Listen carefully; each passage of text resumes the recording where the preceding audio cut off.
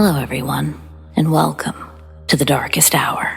I'm your host, Amanda Jane. Tonight, my friends, we're going to prison.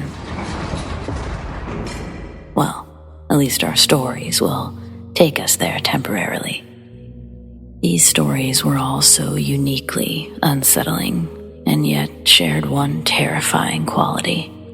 They all seem to involve prison.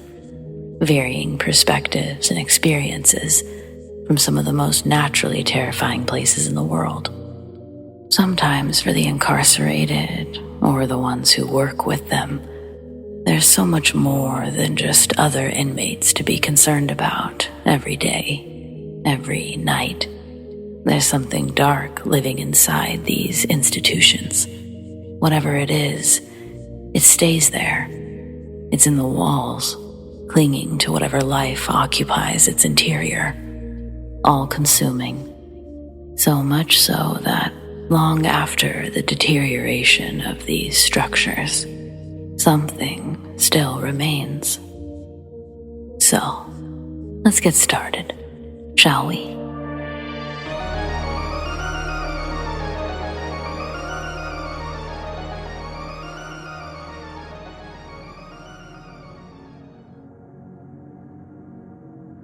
2007 was my senior year of high school. On a quick unrelated preface, first off, a big middle finger to the unoriginal dance committee members for making every dance a James Bond theme that year. Actually, now that I've written it down, this is the perfect segue to what this is about. I came from a small town, B school, less than 40 in my graduating class, rural as hell. So if you were a teen with aspirations to be something more than an IGA cashier, landscaper, arcade employee, or drug dealer, you would have to move far away from this hellhole after graduation. This only happens two ways.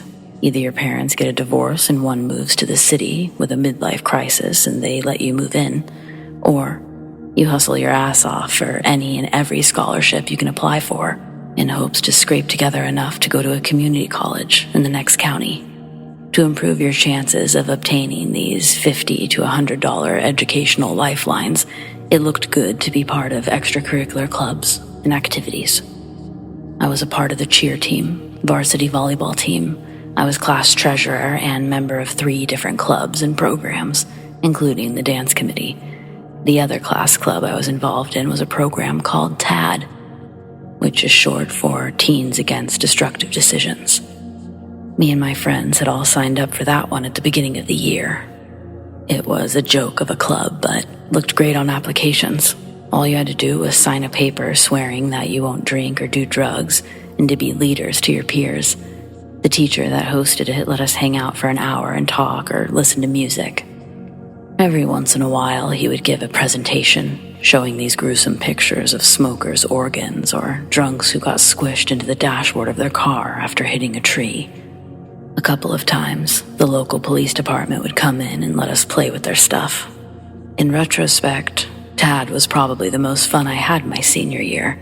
It's an honest shame the sweet memory of that club will forever have one sour part, one that I'll never forget. Neither will my friends who were there.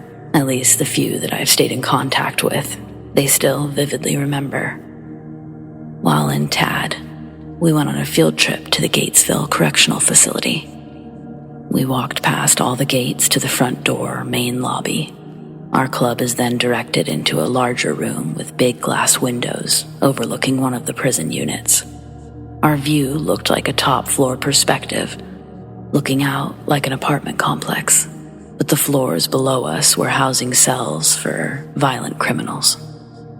After getting a good look out, a few guards issue us to sit in some plastic green chairs located on the other side of the room. Across from those 2 rows of 6 green chairs are a set of 5 white chairs, about 10 feet back, facing toward the group of chairs.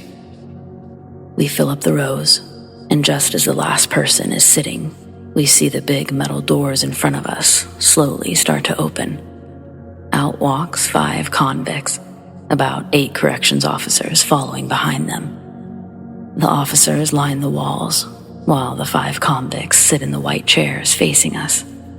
It was set up like a mini Scared Straight thing, but none of us were bad kids. The club consisted of mostly athletes and cheerleaders. I don't think our teacher knew what he had signed us up for. His face slowly started to show signs of distress as this took place. After the inmates are seated, there's an uncomfortable silence as the two groups sat staring at each other, until it was broken by a female guard shouting at one of the inmates to start. Then, one by one, they told us their stories, how they got there.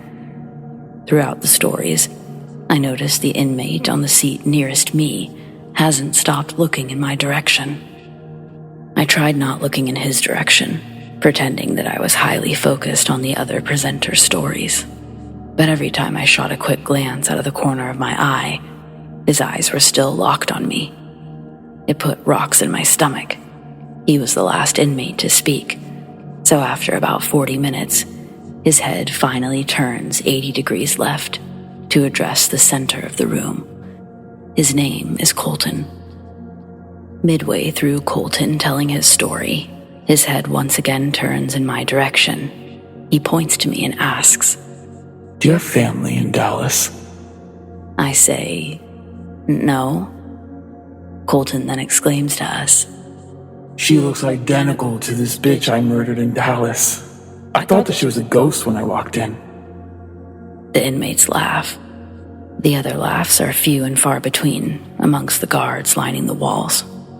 Colton goes on, retelling the story of his first kill.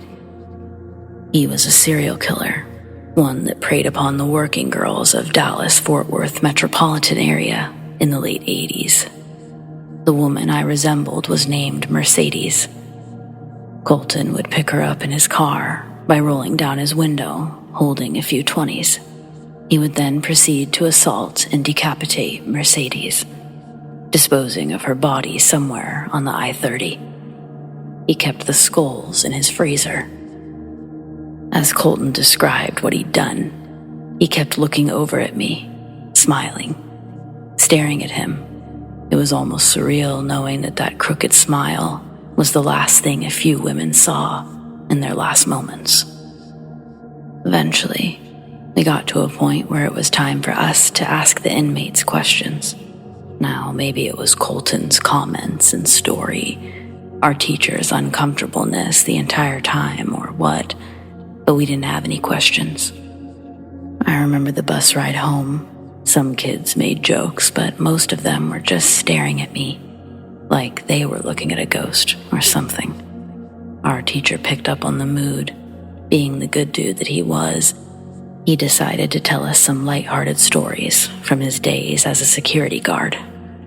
Aside from my friends, everyone seemed to move on.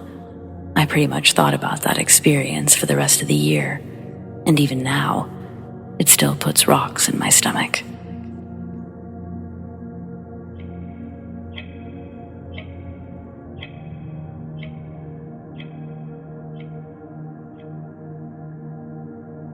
In August of 2016, after high school graduation, a few friends and I started doing a paranormal investigation to pass time. We conducted the investigation every summer, occasional winters, but the summer of 2017 was bizarre. There's one area we love to go to, an abandoned prison camp area near the forests of Massachusetts. During this expedition, we got there just past midnight and immediately got bad vibes. It is one of the most haunted locations in the country.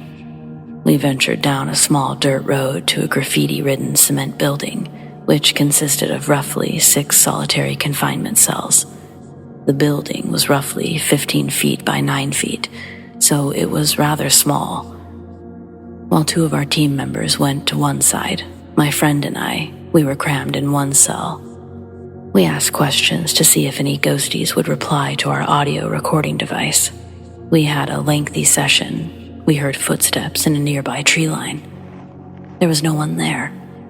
They got closer, closer, and closer, until I thought they were right next to me. They were so loud.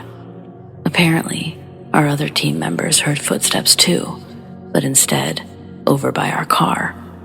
We decided to hightail it out of there. After reviewing the audio, there was one moment that we caught a disembodied voice. My friend asked, "Is there anyone who belonged to this cell?" And a muffled, whispered replied, but we couldn't make out what it said. We put logic above the paranormal, approach every scenario as skeptics, but I firmly believe that we caught something paranormal.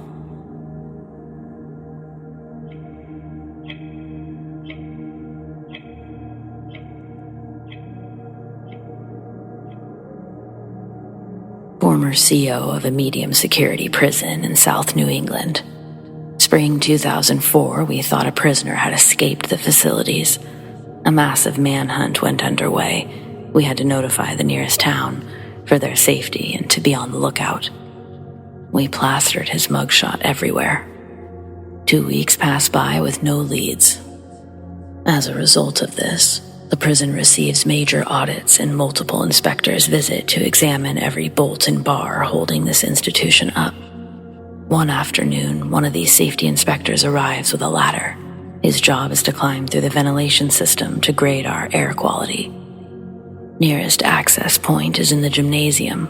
I lead the man there and we pop off the big circular vent located on the wall. The inspector climbs in and crawls a couple feet before turning left to make his way down the first line of vents. I watch him repeat this process, back and forth, ducking in and out through the metal pipes. Then, the metal vents shake with a shrill, echoed scream. I hear the health inspector crawling as fast as he can, back in my direction. He tells me that he was moving towards the vents above the kitchen, but a dead body was obstructing his path. The inspector was pale and nauseous, disgusted with what he had stumbled upon, but I was elated. I radioed to the other COs that we caught our disappearing inmate. We get a crew in who broke the ceiling open and disconnected the pipe where the inmate was located. This next part, it's a bit morbid, but wow. When the pipe was laid on the ground, only the man's legs were visible, dangling out of the pipe. He'd gotten stuck and we'd just assumed that he'd died of asphyxiation. But when we opened the pipe, dislodging the body, we discovered something strange. It looked like his face had been completely mutilated. There was a large hole on his left cheek. Of his face, more was missing than not. When our inmate attempted his escape, he got stuck in the pipes. But we also have a lot of rats who frequently crawl through our vents. When he got trapped, the rats had made a path through him, starting from a single hole in his cheek, sprawling into tons of exit holes made by the rats. Because of his body being riddled with these holes, his abdomen and his legs were almost torn off when they tried to pull him out. The smell was horrendous, if you were curious. So this was by far my worst experience as a CO. Rat tunnels made through a human body should never be something that someone should have to see.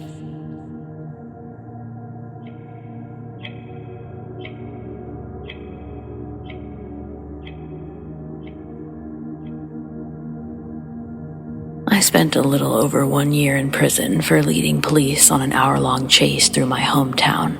I was young and thought that the engine in my dad's BMW M1 could easily outrun their stock Impala cruisers.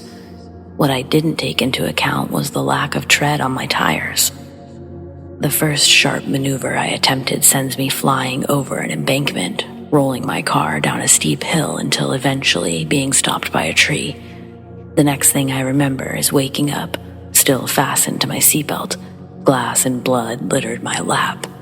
Looking out my shattered windshield, I can see the hill I'd just fallen from. 4 cops are slowly climbing down the incline to get me.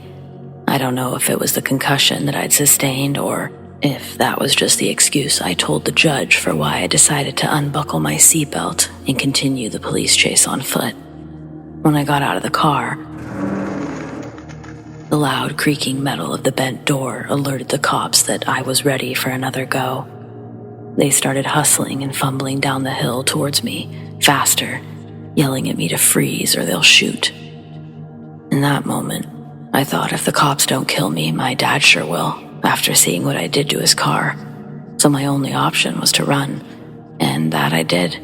I began at dusk and didn't stop running until the moon was high in the sky.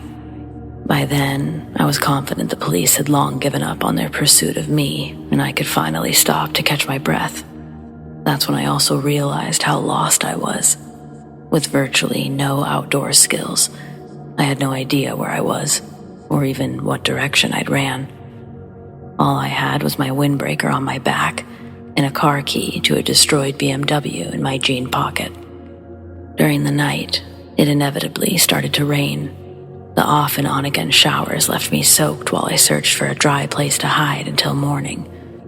That's when I saw what I can only describe as a doorway of light formed between two trees. Its light only visible when standing directly in front of it. Walking by, it revealed itself in a flash out of the corner of my eye. I stopped and walked back a couple of feet, and it happened again. Then I stepped forward once more, and like a single elevator door, lining up my vision with this, opened it up. As I walked closer, I could feel a warmth radiating from its glow. As I got even closer, through the doorway, I saw another part of the forest. But it was daytime on that side. I moved left and the door of light quickly closed. I walked a circle around the two trees and through them on the other side, but the light didn't present itself until I found its direct line of vision again. This time, when the door was opened, I stepped into it. I felt the sun heat my skin. I was part relieved and part terrified as to what I had just stepped through. Once again, I was walking through the forest midday. It was no longer raining. I could hear birds in the trees. There was a distant clearing ahead and a black cloud rising from it, like a fire. As I approached, I was in disbelief to see my dad's red BMW crushed up against a tree. I'd come almost directly back from where I'd entered. Then, two cops tackled me to the ground from behind. They used what I would consider unnecessary force when dragging me back up the hill to the patrol car. One of the cops asked how I got so wet. I didn't know what to say. As I run all of it through my head again, it all sounds so mentally insane, so I just ignore him. This is my first time sharing this story. I'm not proud of my youth. There's a couple of things I wouldn't do, girls I wouldn't date, tattoos I wouldn't get. But I survived with a couple of stories to tell. This, by far, being the most extreme, as well as close to death I've ever been.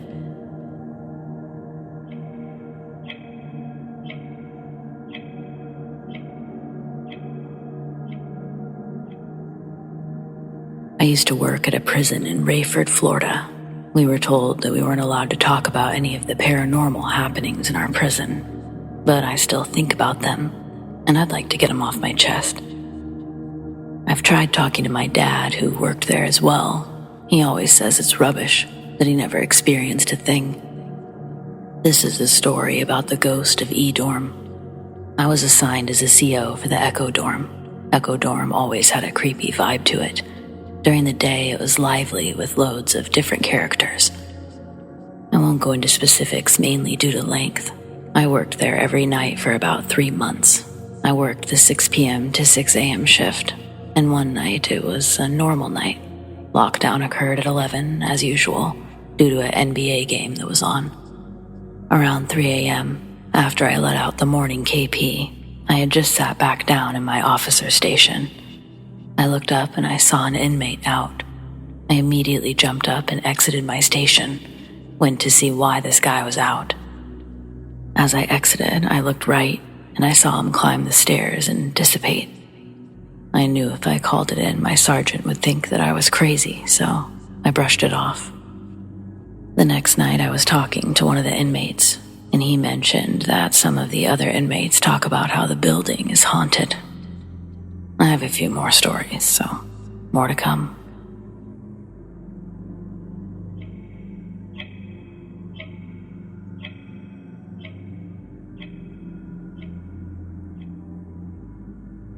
My uncle, who passed away in 2016, had some pretty intense stories from his time working at the Huntsville unit, which is basically home to the largest execution chamber in the state of Texas. I was always a bit more interested in the things that couldn't exactly be explained. Sure, some of the stories involving actual inmates was entertaining and scary, but there was something so creepy about the other stories. Those are the ones I feel compelled to share. The first one was regarding the smell. Not only the chamber itself, but the surrounding cells, because that's right, there were cells that shared a wall with the chamber itself. My uncle said that every so often you could smell something burning. It was, as he described, an unkind smell. My uncle was a war vet, so he said that the smell was definitely burning flesh, burning hair.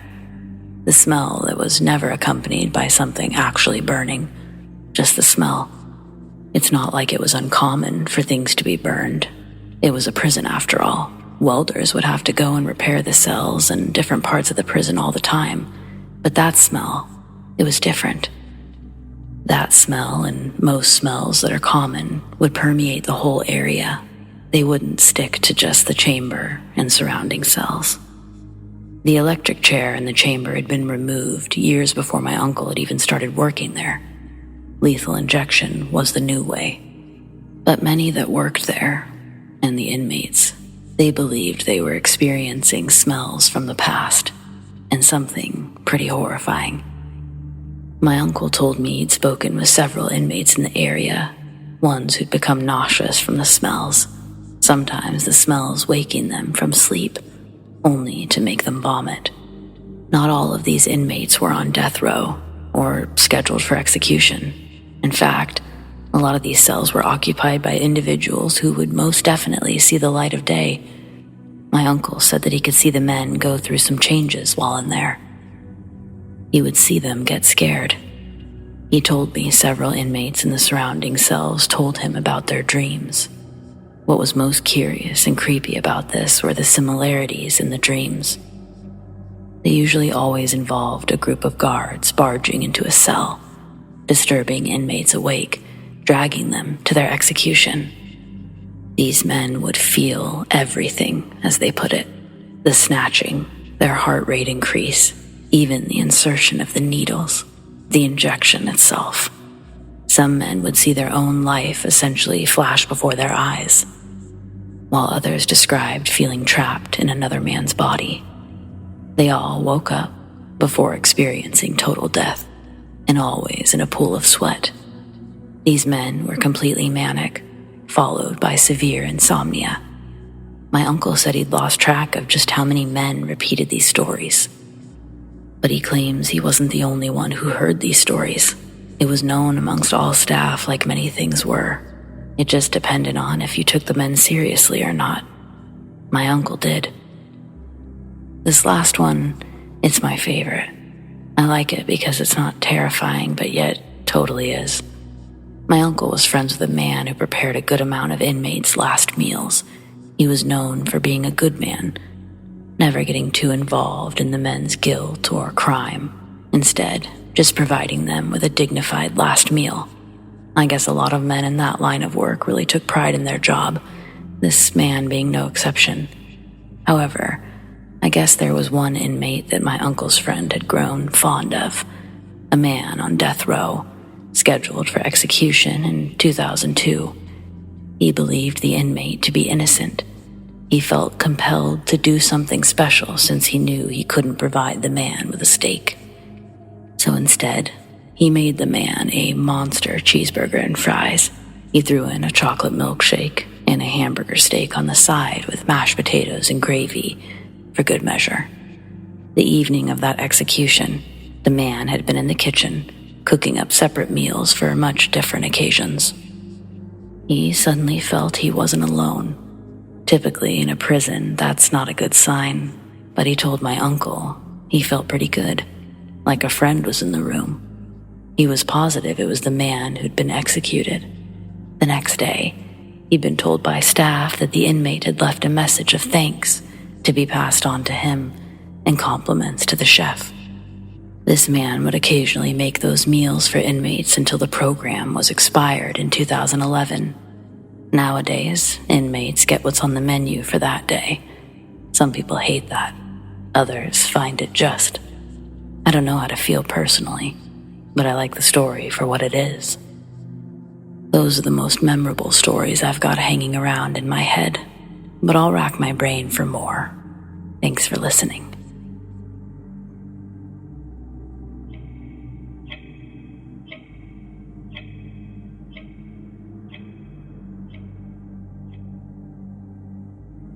I attended an overnight stay at the Pentridge Prison in Melbourne last week and managed to capture a shadowy figure climbing the bottom staircase. The first image is the original. The second, it's cropped and auto-corrected. I can 100% confirm there was no one there when I took it.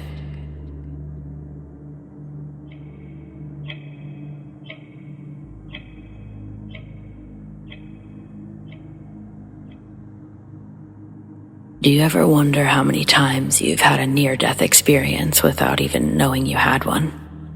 I'm sure my guardian angel earned their wings tenfold after watching me in my life. Just the other day, I'm pulling up to a four-way intersection as a work truck takes a left.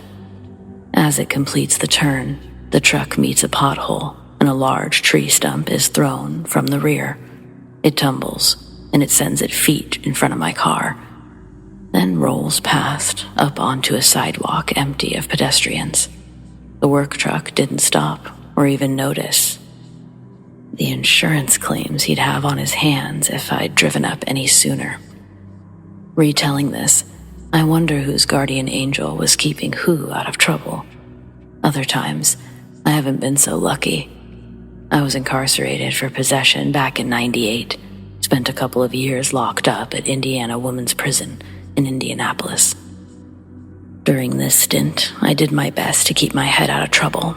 The majority of my day, I'd stay in the small library all day, reading books and perusing the shelves. That's where I'd find an old journal, tucked in with other miscellaneous titles. I took it back to my cell and began to read it, discovering it was the journal of a previous inmate who documented their time at Indiana. Every page filled with tiny, barely legible words and dates, stories of events that held significance to the journal's owner. I found out her name was Donna Lynn. She was serving a life sentence there in the 1950s. A life sentence earned by killing her husband. One summer morning, she tossed a homemade explosive into her husband's lap from the passenger side window as he's backing out of the driveway for work. An explosive that she'd learned from a friend's husband, one who'd served in World War II.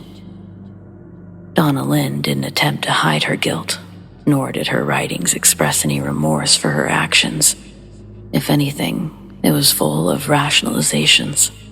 Apparently, Donna had a scholarship to go to college, but had gotten pregnant. She had a miscarriage due to the abuse sustained by her husband. 1 month later, boom, no more husband. Donna claims she was actually trying to kill them both with the explosion, but he'd accelerated too fast and the charge delayed. This also wouldn't be the only mention of a baby in her journal. She'd end up pregnant again, this time through an affair with one of the guards during her incarceration. She was able to give birth, but it was ultimately taken from her, put into foster care. It was weird reading through this woman's journal. The character in the story I was reading had been real. Her daily routines, friends, enemies, emotional ups and downs, all carefully documented in this book. As I read, I couldn't help but wonder where her guardian angel was when she needed them. In one of the passages, she describes a fight that she was involved in. Donna was collecting a debt from another inmate when she was jumped and attacked by 3 other inmates. The beating had sent her to the infirmary for a couple of weeks. She had broken ribs, a collapsed lung. Donna would receive over 30 stitches to patch up some stab wounds, one landing inches from her heart. During her stay in the medical ward, I noticed the tone of her writings began to change. Her entries became more infrequent, her handwriting more scribbled and manic. She expressed paranoia towards names she'd previously mentioned as friends, and a strong distrust for the doctors and nurses at the prison. At this part of her journal, Donna starts to write about how she thinks the infirmary's haunted. One night, as she's lying in her cot, she's looking up at the ceiling's cracked and stained tiles when one of the squares slowly raises and moves left. A bit confused and more than a little scared, Donna turns over, tries to wake up another prisoner who's laying on the cot beside her. All Donna can do is point to the black square hole above them. That's when they both witness a thin, dark figure begin crawling out of the hole in the ceiling. This causes both of the women to scream, and a night nurse quickly rushes in to see what the noise is about. When she runs in the glass doors and flips on the lights, the creature disappears. Donna and the other woman tell the nurse what they saw, but their stories are understandably not believed. Instead, they were given more sedatives to help them sleep and ease the pain. It worked. The next day, however, still in a fog from sleep, Donna starts to question things, if what she saw the previous night was a dream. Turning over onto her back, she looks up to see the ceiling tile still missing. With the lights on, she can see further into the hole, to what she believes are heating and water pipes. Nothing resembling what she and the other woman saw. Donna rolls back over on her side, sees that the woman next to her must have been checked out earlier in the morning. Apparently, they were in different cell blocks, so Donna wouldn't have another opportunity to talk to someone about what she'd seen. Near the end of her journal is where I read the most unnerving story out of all of her entries. At Indiana, there was a lot of wildlife that would frequent the property. Although most of the wildlife you'd see are rats, you'd also see the occasional deer gazing in the fields just beyond the tree line, or a raccoon family climbing the fences at night. In Donna's journal, she writes, "Don't trust the cat with white spots. It's only pretending to be a cat." Donna says that she's seen it change shapes as it makes its way through the field at night, once turning into a human before running on 2 legs back into the forest. She thought it was feeding off of the misery that radiates from the prison. When I read that, it gave me chills, because I too would see a black and white cat roaming the grounds from time to time. After all the years from her entries to my incarceration, I tried to believe that it wasn't the same cat as she described. But it was a strange cat. Even before reading Donna's journal, I was put off by this feline. It was the only animal that would get close enough for us to touch it, although it never let us. Some of the girls would try to distract it while another one would sneak up behind it, but every time, without even turning around, the cat would sense someone approaching and jump away. It could also climb through the razor wire effortlessly, navigating through a path that any other animal would get diced to bits if they attempted. I remember there was a big fight in the yard. Tear gas canisters were descended into the grass, and the whole rec area was covered in a layer of fog. We all had to lay on our stomachs as the guards got control of the situation. During all the chaos, a couple of us on the ground watched the black and white cat stroll right through the war zone, seemingly unaffected by the tear gas or mayhem around it. I never could find any of Donna's other journals in the library. I assumed this one had been picked up with the other books amongst her belongings after she passed. Its nondescript blue hardcover could have easily been mistaken as another book. Only upon opening it does it reveal years of handwritten thoughts and emotions worthy of attention. The one I read ended in such an open-ended way. I don't know what I was expecting. I was released in 2001. Has anyone had any more recent visits to Indiana's women's prison? You'll have to let me know if you saw the black cat with white spots hanging around the rec yard. Also, If you ever happen to find yourself with an extended stay there, take a look around the library for a pastel blue hardcover book. There's a good chance they haven't updated their selection since I was there.